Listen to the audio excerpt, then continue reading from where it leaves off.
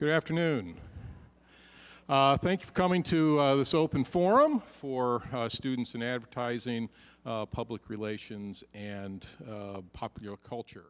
I'm Larry Snyder. I'm the dean for Potter College, and the reason you're all here is my fault. Last year, we started a process of moving the administrative home of the majors of advertising and popular culture from the School of Journalism and Broadcasting, where they had been, into the Department of Communication. And that process has been completed. That was approved as of, and became accomplished, you'd say, on July the 1st. So right now, if you're a major in advertising, public relations, or popular culture, you are in the Department of Communication. For most of you, in terms of your everyday life, that will make not a whit of difference, except your sort of mailing address. But we'll talk a little bit about that. Let me just give you a little bit of history here. Let's start with popular culture. Tony, where's Tony? Dr. Harkins here has been serving as the director of the Popular Culture Studies program for 8 years.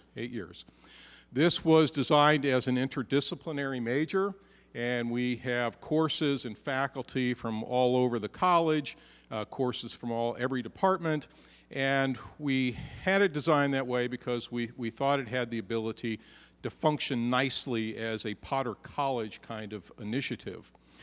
Over time, it became pretty clear that unaffiliated majors and programs just have some difficulty in everyday kinds of ways. You really need an administrative home for a major. So rather than having it housed in the dean's office or on paper, it seemed best to put it into an administrative home, into a department like we have all of our other majors. And so sort of went through and looked at the departments that were most heavily involved in the Popular Culture Studies program and the kinds of things that they were doing, and I thought, communication is a good home for this. Everything we're doing in popular culture revolves around modes of communication, representations, all those sorts of things that are dealt with very nicely in communication. Could it have gone to the history department? Sure. It could have gone any number of places, but this seemed like a natural home. And one of the leading faculty members, Sam Ford, is very involved in that, and he fits very nicely at home in the Department of Communication. And so decided to move it there. Of course, that was the little one. The big one was advertising and public relations. I've been in the dean's office for 15 years. I was the assistant and associate dean prior to becoming the dean. And one thing that has been sort of obvious to me as long as I've been in that department, which actually started the summer this building became open. We opened this building the summer I started in that office. There is an awful lot of commonality between the coursework and the teaching that goes on in the Department of Communication, and particularly in public relation and advertising. Corporate and organizational communication dovetails extremely well with whatever you're going to talk about in PR and advertising. You can talk about them separately, but they work together extremely well. Add to that sort of developments over the years, the arrival of social media, which is something that the communication department deals with on an everyday basis, do research in social media. That's certainly where things are going in PR and advertising, and it seemed to me that would be a good opportunity to bring these programs together more closely. To be quite honest, working across departments at a university is a difficult thing. You will learn when you get out of here and you get into your job that bureaucracy is a tough thing. Every university, every corporation has its own bureaucracy. And it's very difficult to get folks often to work across platforms unless they are, if not forced to, strongly encouraged to do so. And so for me, looking at where advertising and PR was going, looking at where communication was going, looking at who was graduating and where they were going to work, it seemed to me that bringing these programs together and aligning them more closely would benefit both communication as well as the ad and PR programs. They would benefit from their faculty. Students would benefit from the faculty that you would get on both sides. Communication has traditionally been more theoretical and research-based, whereas ad and PR have been more practically based, and both sides need the other. And so one way to do that was to move them from School of Journalism and Broadcasting into the Department of Communication. First of all, I went to Dr. Langton, who was at that point, the director of the School of Journalism and Broadcasting, who had recently announced that he was stepping down from that position. And I said, this is what I've been thinking of. What do you think of the idea? And at first, he was sort of set back. And the longer we talked about it, he said, you know, I think this could really work. He said, I think it could work well for ad and PR, and I think it could also work well for the School of Journalism and Broadcasting because it would allow them an opportunity to become more innovative and to focus more intensely on their primary mission. So I talked about it with him. Then I went to Dr. Stirk, and I said, this is what I'm thinking about. This would be bringing a lot of folks into your program. You'd gain some new faculty. You'd gain a lot of new students. You'd gain a lot of new headaches because there's a lot that goes on with this. You'd have to reform your curriculum. Is this something you might want to do? And she thought about it, and she said, yeah, I'd like to do that. So this was not, for folks who might be wondering, a power grab by a particular department over another department to sort of gain majors and students and faculty. This was an initiative on my part that I went to the departments and said, what do you think about this as an idea? Okay? So that's how this started. And then the process over the course of the year was beginning to make that happen. As part of that, Dr. Jerome here has sort of been on the forefront of bringing the two faculties together to reform, revise the curricula going forward in ways that incorporate the best of both worlds. Now, having said that, and then I'm going to step aside here for a few minutes and come back and answer questions. Having said that, if you are currently a major in the program, there's no difference for you. There's no change for you. Your requirements that you had last year are the same requirements that you have this year. That has not changed at all. This will not delay your graduation. This will not prevent you from getting classes.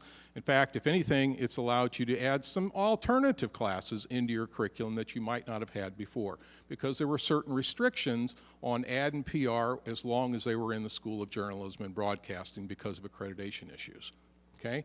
This actually allows you and gives you some more opportunities. So, worked on a curriculum that will go in place, but if you were a major last year in ad and PR, there is no difference for you. So you do not need to worry about this affecting you negatively in any way at all. Okay?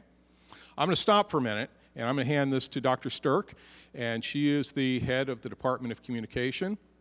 And again, she's been very enthusiastic about this. She's very excited. They've got some great ideas, and so I think for those of you who are moving into the Department of Communication, I think you're going to find it a very hospitable place to go. So. Well, I'd like to start by inviting my colleagues in advertising and public relations come on up front here so that if there's any questions, you can just pop up and answer. So thank you so much for being here. Well, I want to just thank Dr. Snyder for his leadership on this. I have to say that he has come up with a wonderful idea that is going to be very, very good for all of you and certainly for the folks who come after you. If you've heard Dr. Caboni speak as president, he is starting to sound some themes that he's repeating over and over again. And there's two themes that I think you're going to hear a lot of. One is that WKU is a school that does applied research. And the other one is that it's student-centered. And I would say that this move is exactly, it fits those two things. that what we can do together is bigger than what we can do separately. I think communication, the communication side of the House, brings theoretical insights and brings research expertise and skill to the fore. I would say the PR and advertising side of the House brings smart design, technical expertise, and the ability to really work on projects. And I think this is a wonderful kind of a meeting of the minds. Okay. Now, we do have several people here, and I want you to know they're just here. I know Dr. Snyder is the main person you want to speak to, but you all know Mark Simpson, Vicki Bagwell, Kelly Coppinger, who are professors in advertising and PR. Clint, would you stand up and just turn around a sec? Clint Haynes is an instructor, not an instructor, he's a professor in our department, and he will be the advisor for people in advertising. Anybody who's coming through new is going to get Clint, and he's also picked up some of the advisees from the other professors. And his job is going to be to help you graduate. So he's the ICAP guy.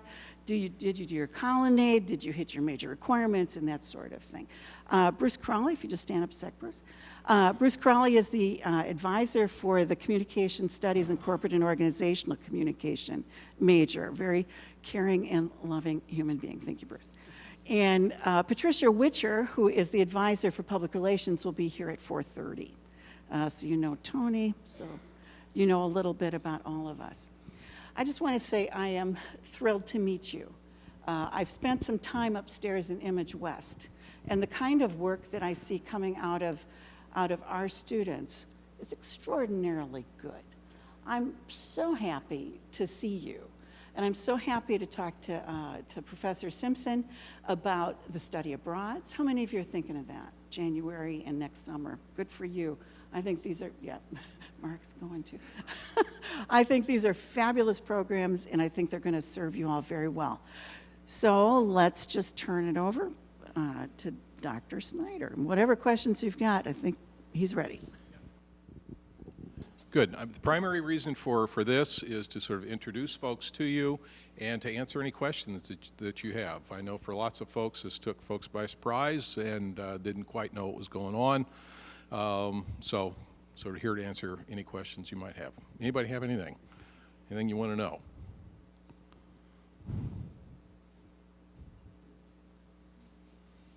Oh, we're doing a great job. We're doing a great job, yeah. Yes? Yes.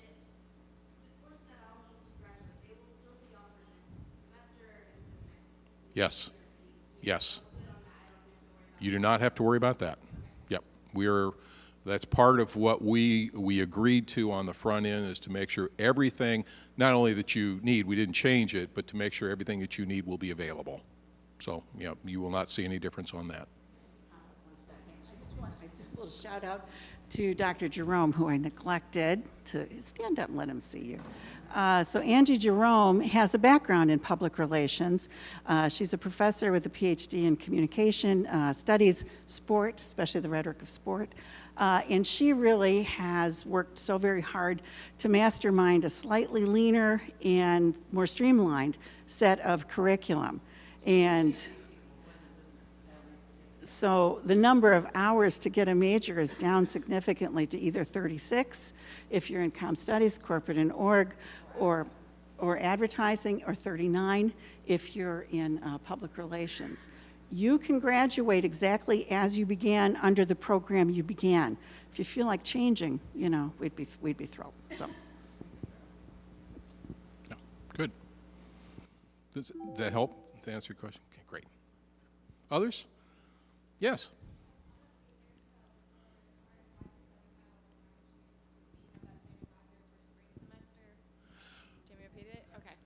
I'm a senior, and would we have the same advisor that we've had for all the past years, or would it be a new advisor for the spring semester?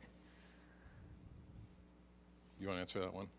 I can't answer that one. What you should do is check with your advisor, who's been your advisor up until now, because some of the ad and PR folks turned all of their advisees over, some turned some of them over. Typically, people who are seniors, do you want to speak to that? People who are seniors have been sort of still.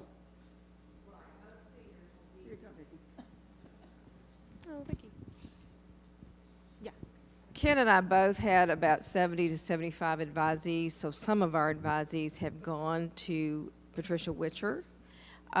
You'll have to check online and check to see who your current advisor is. Since you didn't meet with me, I can't speak to the answer to that, but just check online, and you may still be visiting with Ken, or you may still be visiting, or you may be meeting with Patricia Witcher.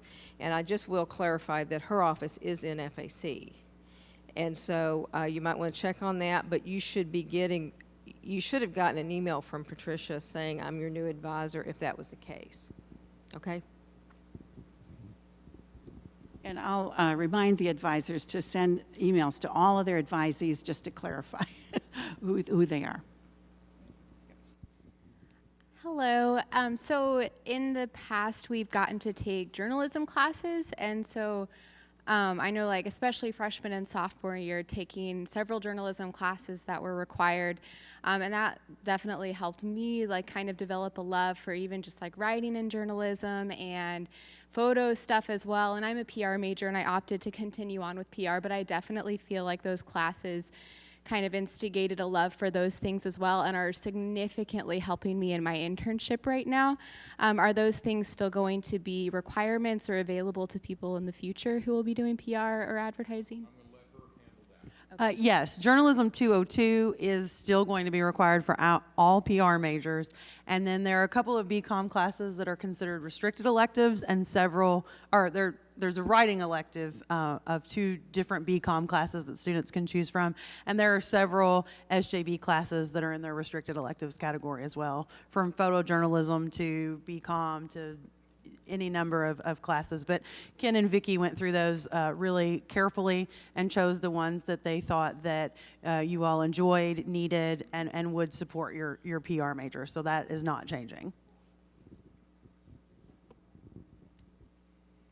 Yes. How will the emphasis on content creation that was in a lot of our classes, this is sort of along the same lines, learning how to use software, Adobe Creative Suite, will that switch over, and will PR students still have access to the SJB labs with that software on them? I can answer the last one. Yes, you have access to whatever you've had access to before. So that continues. In terms of the content, you want to handle that one? Okay, I'll let Kelly answer that question for you. SJB 210 is going to be cross-listed as Ad 210 in the future, so you'll still have access. The SJB students will still have access to it. They'll take it as SJB 210. The advertising students will take it, and PR students will see it. PR will be able to take that as a restricted elective, and Ad it will be required. So, but those of you who are already in probably in your sophomore and junior year, nothing changes. Your degree requirements are already set. You're bound by the catalog year from the semester that you started. So nothing's changing. That's it. I might say unless you want it to. You know, if you're like a sophomore, if you're a first-year student, and if you take a look at the curriculum that will roll out in fall of 2018 and you go, I like that a little better, you may switch. So you get to choose. Course content remains the same. Courses remain the same. It's the way they're structured into the majors that will be moving around a little bit. I think to your, maybe a sort of a deeper question there about sort of a refocus in the major away from content creation and so forth. The idea here is not to lessen what you were doing, but to expand it. And that is to bring the kind of content that you were doing with Adobe and so forth, and then put in a broader context about communication studies and so forth. And I think that's really important. I went out to LA in March, I think, and met with several alums, most of whom graduated from either comm studies or journalism and PR. And the one thing that I came away from that was every one of them said in one way or another, the fundamental thing that you have to have when you get out here to be successful is you've got to be adaptable. You've got to be adaptable, and you have to have, if not full training, at least some awareness and a willingness to be able to do different kinds of things when you get out here, and you will be successful. But you've got to be adaptable, and you've got to be willing to sort of pull things together. And they all said, so it wasn't just about the particular skill that I came up with on how to manipulate a particular program. It was the other kind of stuff that I came away with from my programs that helped me put that in context and then move into a new context. So the idea here is not to lessen the kind of direct content that you were getting in the program, but to expand your opportunities. Does that help? Great. Yes? Hi. Hi. So when I graduate, will the accreditation that goes with my degree remain the same, and will it still be respected, or will it change? Accreditation does not go with an individual degree. Accreditation goes to a program and actually to a university. So the accreditation for the university remains intact. By moving, are you an ad or PR? Advertising, okay. There is nothing now on a transcript that goes out of here that says this person has a degree and, oh, by the way, it has an accreditation attached to it. That just doesn't exist. And it's attached to the university as opposed to that. So particularly in your case, if you're already in this program, that all stays in place. There is, the new program will not carry accreditation with the same accrediting body. There is discussion about moving to a different accrediting body, which is more appropriate for ad and PR than what you had in journalism. Okay? So that's sort of down the line a little bit, but particularly in your case, again, there's no effect on yours. And for anybody who's wondering, the degree that will show up on your transcript is not going to switch to communication. It's still going to say advertising, it's still going to say PR, it's going to say whatever it is. So you don't have to worry about that either. Does that help? Great.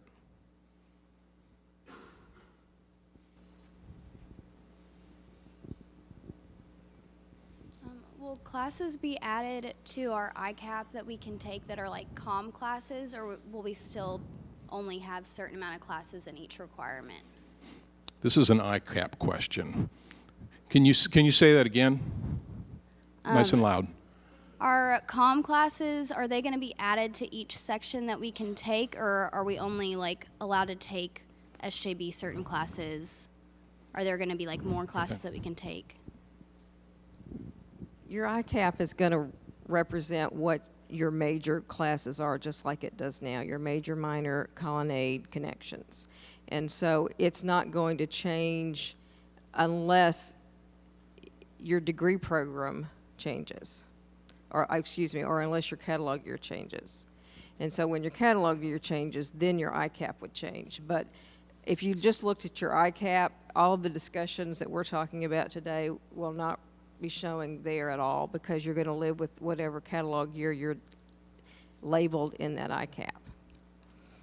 Now, when you meet with your advisor, if there are comm classes you were wanting to take, that's probably the time to have that discussion, because there will be some options for substitutions, things of that nature, things that might count differently if you ask about that, things of that in that session. But I would save that for your advisor conversation, because ICAP is set up based on whatever the degree program is that's been approved by the university, and it changes depending on what your catalog year is. So.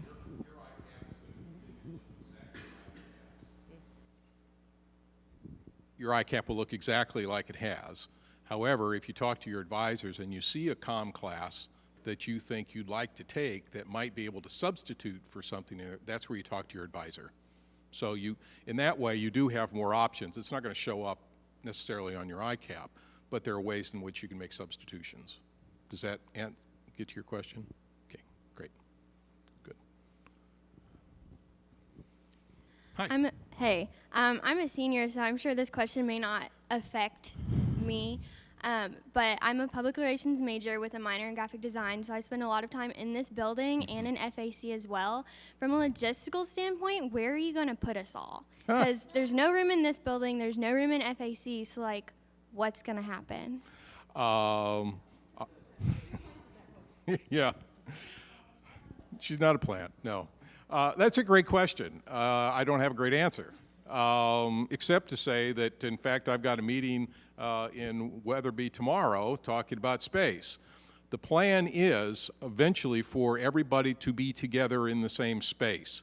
Finding that space on this campus right now is a bit of a challenge, but there are various options, and so that's what I'm talking about with them.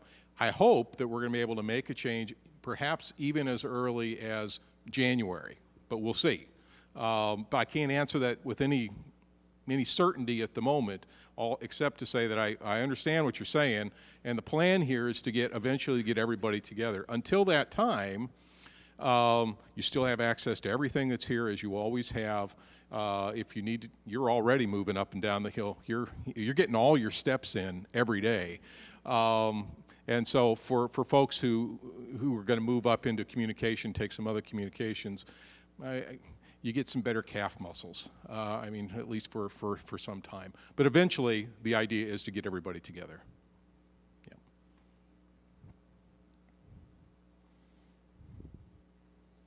Others? Yes. No, you're fine. So kind of stemming from that question, I know in this building we are very fortunate to have access to a lot of the technology, where I know some of my friends in comm maybe don't have that kind of access to like computer labs, those kinds of things. If when you move us to the same building or same space, are you still going to do that? So like have labs in every classroom or one giant lab? Or? Well, I mean, that's part of the discussion. I don't want to move the department together into a space that is not fully equipped. The only way this works is not if we diminish what you have available to you, but we increase it. That's the plan. So we are already having discussions about what we might do with new labs, where we might sort of find money for new labs, maybe they're donors. So anyway, we're having conversations about that. So eventually when the move takes place, folks in comm are really going to benefit by some really fun new toys. And the folks who have been traditionally in ad and PR are still going to have access to the same toys. Yeah. Yes. Here, why don't you shoot mine? Regarding the move, will there be a new building built for the occasion, or will there be just people moving into spaces already present? I would love to tell you that we're going to get a new building, but that's not going to happen. In fact, I think with the new president here, he made it pretty clear that our days of building new buildings is probably done for a while. We're going to be putting more money into programming, student services, and faculty and so forth, which ultimately I think is where we need to be going, at least for the short term. So the answer to your question is you're going to need to move into a space, a retrofitted space that already exists. I can't tell you where that is at the moment. Like I said, we've got several options. But yeah, we won't be building a new building. I would love to have a new building. In our next capital campaign, if we can find a wonderful donor out there that'd love to fund this thing, we'd be all over it. And maybe we can. Maybe we can. We'll ask.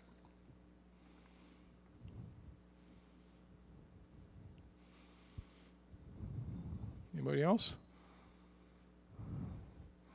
Okay. Thank you very much for coming out. Obviously, you all think a lot, have a very high estimate of your program. You have a commitment to your program. And for those of you who are juniors and seniors who are here asking questions, you obviously care about what's coming out of here. And that's why these programs have been so successful. So again, my parting word here is that we are doing this because we think this is the best way to move the program forward into the future and bring some resources together that can benefit both. And so that's the plan. And bottom line, that's why we're doing this, is to make these programs better for students. And so that's what we're going to try and do. If you have questions, and you probably will at some point, talk to your advisors. If you're still not getting the answer that you want, talk to Dr. Stirk in the departmental office, give me a call, and we'll get an answer for you for whatever it is that you need. Helen, do you have anything to say? Yeah, I'd actually like to end by just making a little plug. First, a little small announcement. If you're here because your professor told you to be, we have a swiper. Who's our swiper? Curtis over here. You're going to be by the door in just a moment when we break up, so be sure to get your card swiped. The other thing is Tuesday night, we have such an amazing speaker at 5 o'clock across the way. He's going to be speaking over in Ransdell Hall Auditorium. His name is Craig DeZern. He is a journalism and English double major back from the 90s, and he is an amazing guy. He was the vice president of public relations at Disney World. He helped to set up Disney Shanghai and I think Disney Singapore, if I remember correctly. And I talked to him for a long time Monday, so I can tell you his speech is going to be just what you need to hear, especially if you're a senior, just what you need to hear. Because he's going to talk about how his career developed, how things worked out well for him, and not so well for him. Not everything was an unbroken stream of successes for him. And he's also going to talk about what he thinks you need to be committed to. When you're going to be a professional communicator, what do you need to be committed to? So well worth your time, 5 o'clock, Ransdell Hall Auditorium on Tuesday. Yeah, it's going to be good stuff. Next Tuesday, yeah, good. All right? Okay, thank you all very much.